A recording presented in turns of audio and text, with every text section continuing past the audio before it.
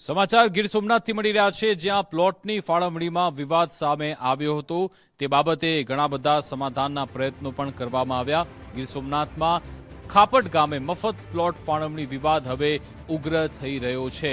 પંચાયત દ્વારા જરૂરિયાતમંદ લોકોને કુલ 195 જેટલા પ્લોટ ફાળવવામાં આવ્યા હતા।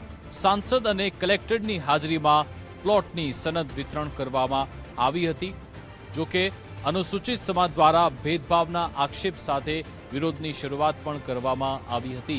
विरोध स्वरूपे गईकाले पण प्रतीक उपवास करवामां आव्या हता अने आवेदन पण आपवामां आव्युं हतुं। त्यारे विरोधने पगले 195 जेटला प्लॉट फरीथी ड्रो पद्धतिथी फाळवવાનો तंत्रे निर्णय लीधो छे।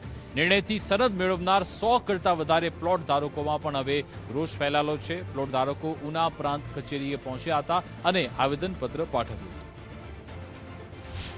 ગામ પંચાયતમાં જે તે કંઈ પણ મહેનત કરીને પ્લોટિંગ પાડ્યો છે એ ગામના ને બધાને સર્વને મંજૂર જ છે, છતાંય કોઈને કોઈ વાંધો કે કોઈને કોઈ વાંધો કે વિસ્તી નથી અને બધા ભાઈઓને પ્લોટિંગ આપેલ જ છે અને કોઈને કોઈ જાતની કોઈ અમારે સમાજને કે કોઈ પણ સમાજને કોઈ વાંધો જ છે જ નહીં। પણ આ લોકો જે કંઈ પણ આવેદન આપતા હોય તો એ કોઈ અમે કોઈ વાંધો લેતા નથી।